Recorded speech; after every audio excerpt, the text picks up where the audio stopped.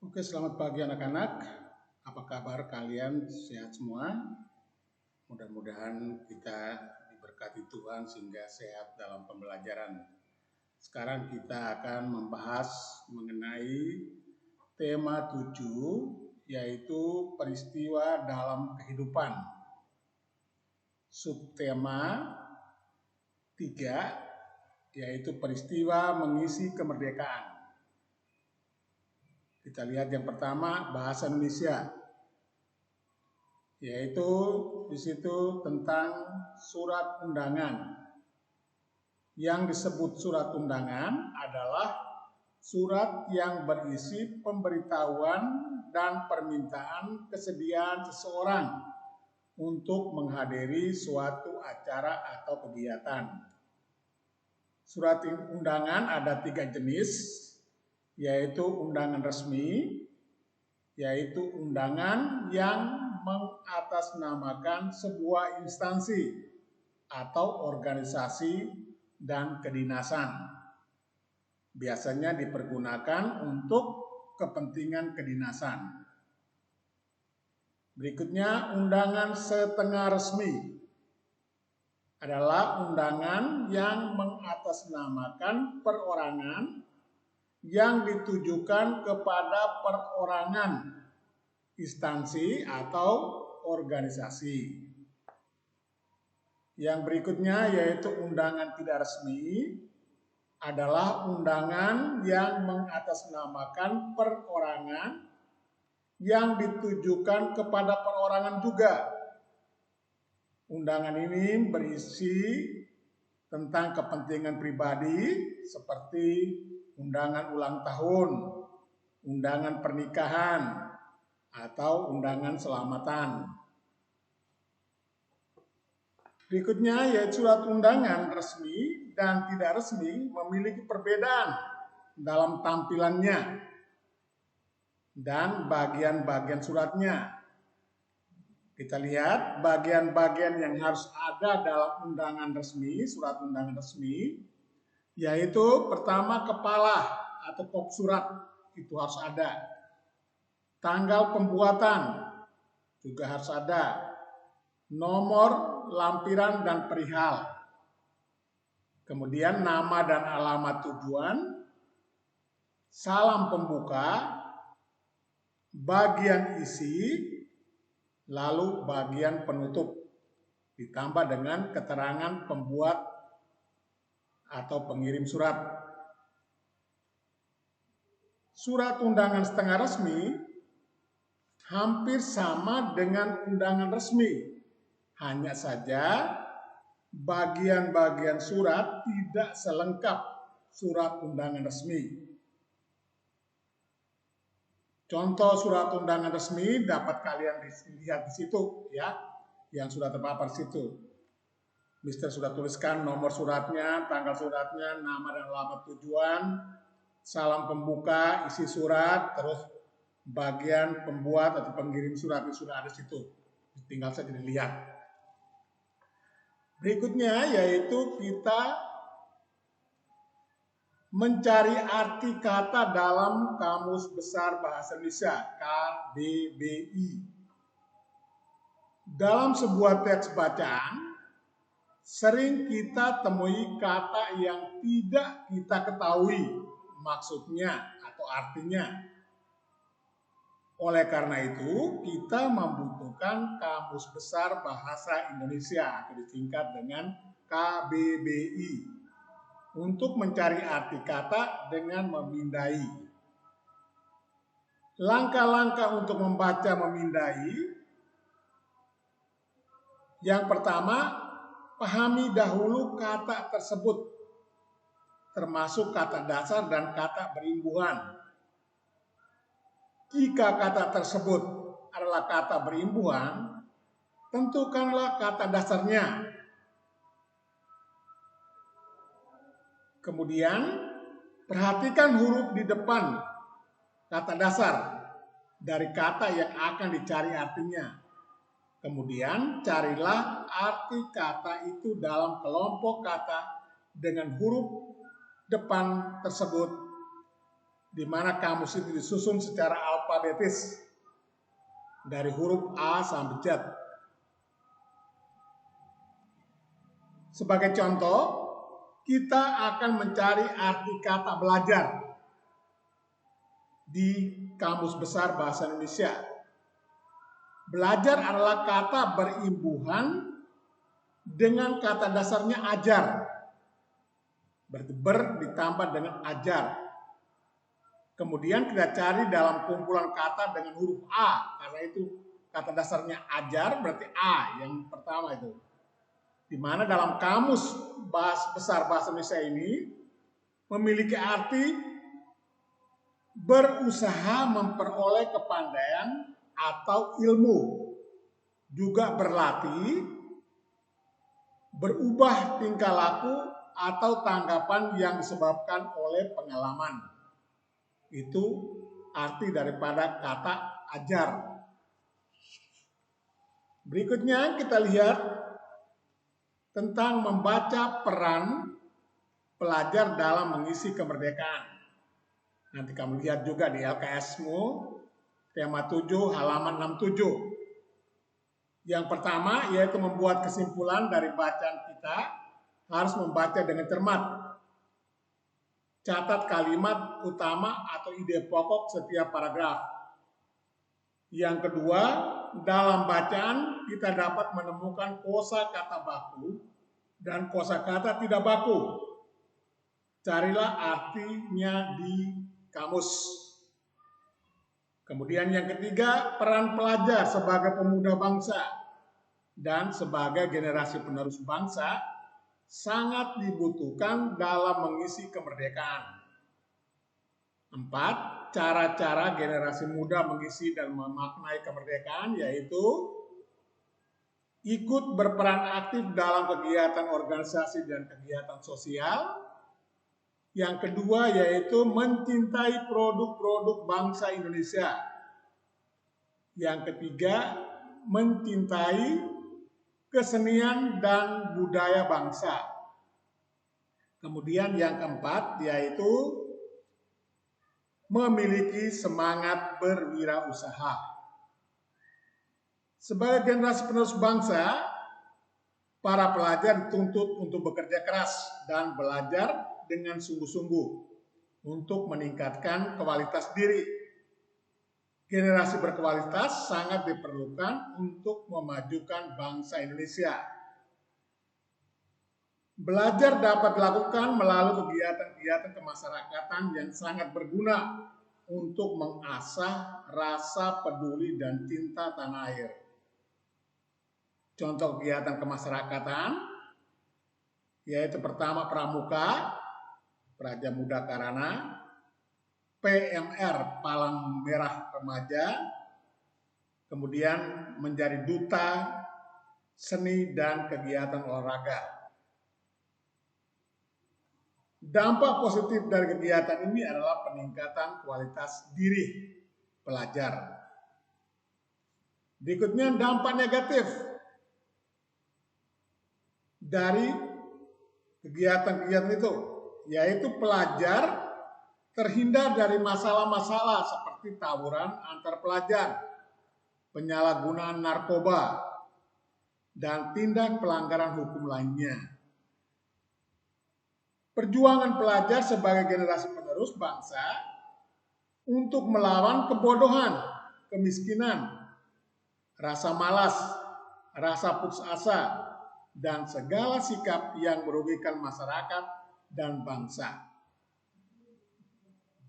Generasi muda Indonesia harus memiliki jiwa dan raga yang sehat, berpendidikan, pantang menyerah, pekerja keras, kreatif, berakhlak mulia, serta cinta tanah air dan bangsa.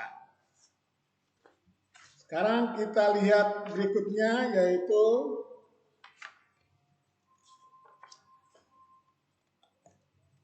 tentang membaca bacaan, peran Pancasila dalam menjaga keberagaman bangsa. Nanti lihat di buku paketmu itu halaman 7, tema 7 halaman 145. Membaca bacaan, kita lihat yang pertama yaitu Pancasila sebagai dasar negara, atau orang sebut dengan ideologi negara atau falsafah negara, sama saja. Merupakan kepribadian dan pandangan hidup bangsa Indonesia.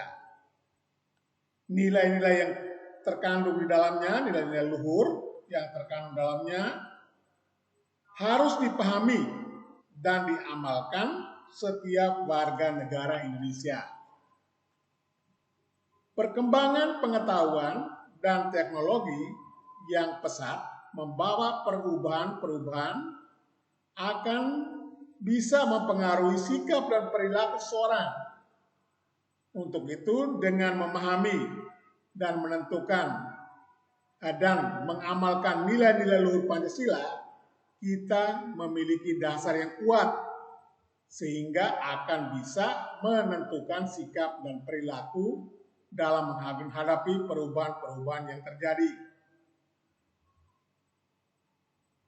Kita berani menerima pengaruh globalisasi dan perkembangan iptek. Iptek itu ilmu pengetahuan teknologi, tanpa harus kehilangan kepribadian sebagai bangsa Indonesia. Yang berikutnya yaitu tentang ilmu pengetahuan alam.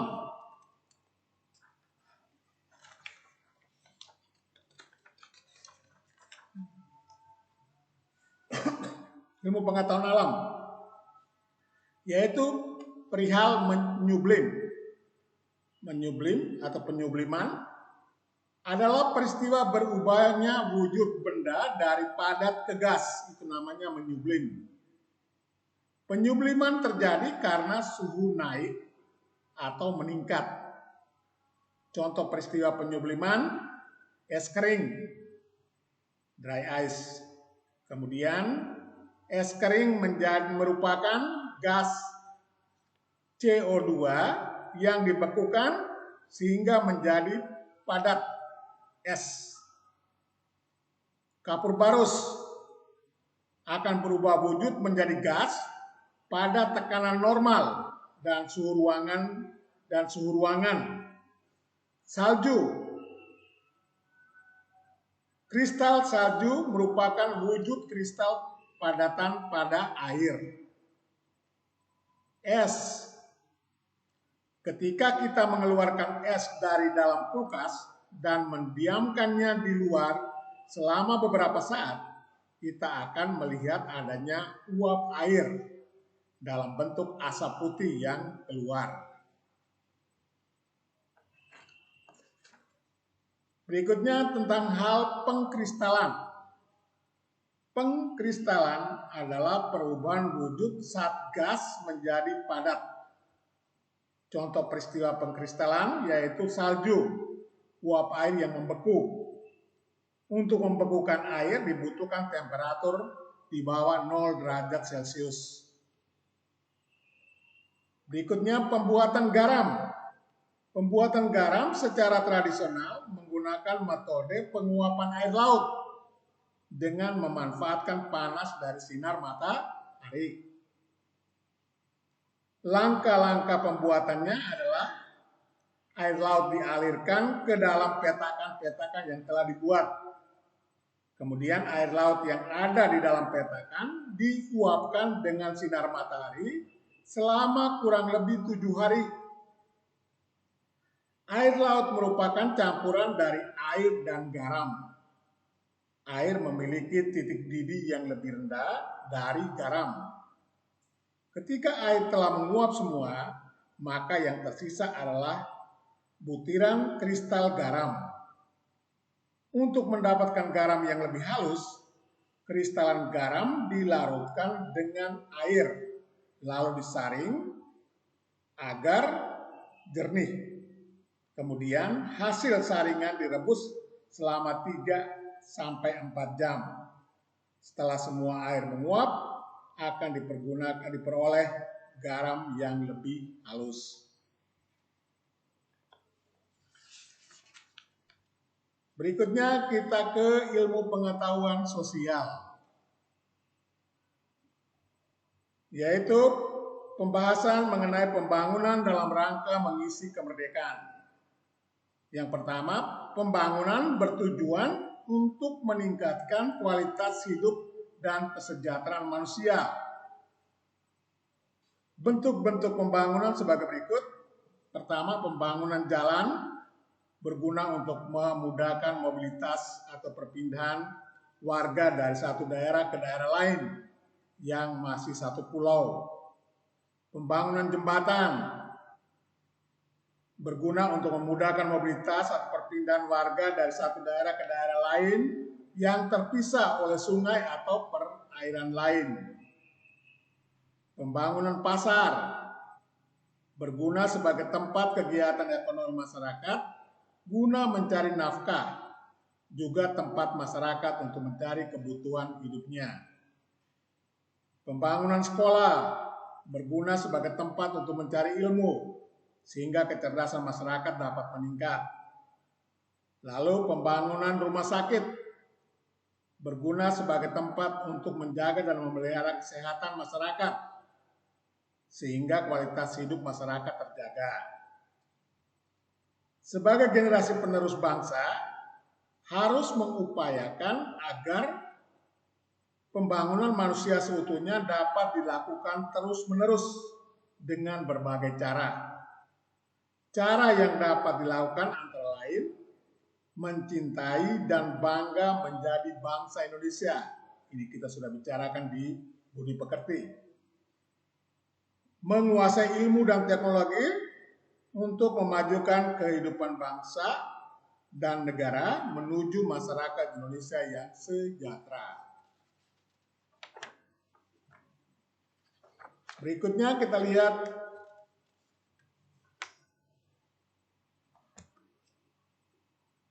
sejarah lahirnya Pancasila. Sejarah lahirnya Pancasila. Pancasila berasal dari bahasa Sanskerta, yaitu kata panca dan sila. Panca artinya 5, sila artinya dasar. Dari Pancasila artinya 5 dasar atau 5 asas. Pancasila telah dikenal sejak zaman Majapahit, yaitu terdapat pada kitab Sutasoma karangan Empu Tantular. Dalam kitab ini Pancasila berarti berbatu sendi yang 5 atau pelaksanaan kesusilaan yang 5. Proses perumusan Pancasila sebagai dasar negara yaitu terjadi pada sidang BPUPKI, Badan Penyelidik Usaha Persiapan Kemerdekaan Indonesia. Yang pertama pada tanggal 29 Mei sampai dengan 1 Juni 1945. Kemudian rumusan usulan dasar negara disampaikan oleh 3 tokoh bangsa itu pada sidang BPUPKI itu, yaitu Muhammad Yamin, Profesor Dr. Supomo, dan Insinyur Soekarno. Pidato usulan ketiga tokoh tersebut adalah oleh Muhammad Yamin tanggal 29 Mei 1945. Itu dia mengusulkan sila-silanya, yaitu 1 peri kebangsaan, 2 peri kemanusiaan, 3 peri ketuhanan, 4 peri kerakyatan, dan kelima kesejahteraan rakyat. Itu menurut Muhammad Yamin.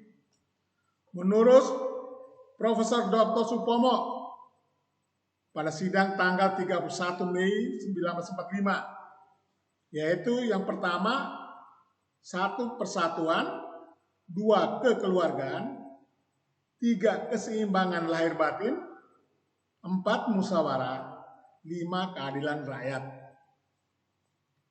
Kemudian oleh I.R. Soekarno tanggal 1 Juni 1945, 1 Juni 1945, yaitu internasionalisme, peri kemanusiaan, mufakat atau demokrasi, kesejahteraan sosial, ketuhanan yang Maha Esa. I.R. Soekarno memberi nama Pancasila atas usul rumusan dasar negara yang dia sampaikan dalam pidatonya, sehingga tanggal 1 Juni ditetapkan sebagai hari lahirnya Pancasila.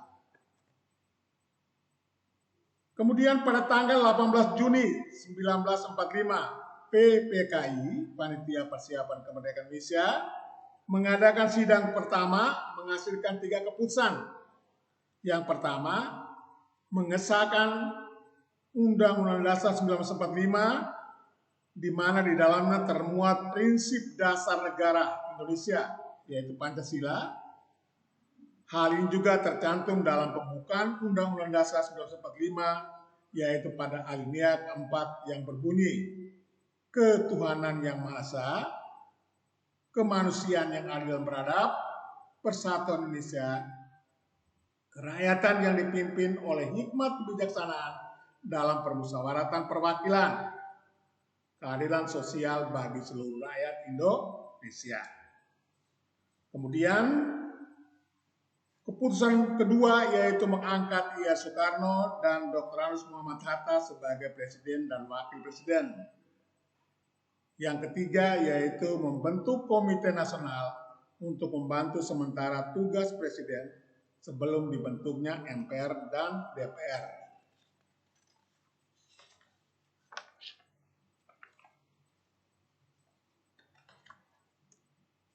Kita lihat berikutnya yaitu mengenai seni budaya dan prakarya. Seni budaya dan prakarya. Yaitu kita lihat mengenai seni rupa daerah di Indonesia. Yang pertama, karya seni rupa daerah dipengaruhi oleh corak seni tradisional. Corak seni tradisional terdiri dari atas karya seni rupa 2 dimensi dan 3 dimensi. Contoh karya seni rupa 2 dimensi yaitu berupa karya tekstil, misalnya kain batik, kain tenun, dan kain songket. Contoh karya seni 3 dimensi yaitu ukiran kayu, keramik, dan patung. Karya seni rupa lainnya seperti seni lukis daerah, seni patung daerah, seni kriya. Seni kriya merupakan seni rupa terapan dengan melihat aspek keindahan dan manfaat.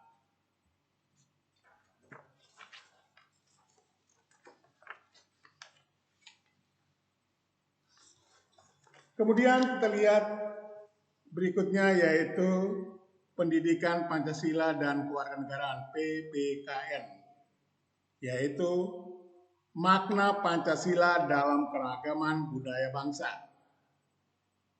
Keragaman yang ada di Indonesia memberikan banyak manfaat bagi bangsa Indonesia, di antaranya sebagai identitas bangsa di dunia internasional, menumbuhkan sikap nasionalisme bagi warga negara Indonesia, kemudian sebagai alat pemersatu bangsa Indonesia. Penerapan nilai Pancasila dalam keberagaman budaya bangsa, antara lain menghargai dan menghormati semua budaya yang ada di Indonesia. Yang berikutnya, bekerja sama atau bergotong royong dengan semua pihak tanpa melihat asal-usul. Yang ketiga, melestarikan budaya daerah sebagai sumber kebudayaan nasional. Lalu terakhir, musyawarah mufakat untuk mengambil keputusan dari beragamnya pendapat. Itulah hal-hal yang kita bahas pada hari ini, di mana dari pembelajaran 1 sampai dengan pembelajaran 3. Selanjutnya dapat kalian melihat di dalam buku paketmu atau LKS-mu, dibaca kembali sehingga kalian dapat memahami mengenai hal-hal yang kita bahas kali ini. Untuk itu kita akan bertemu lagi pada kesempatan berikut. Selamat pagi.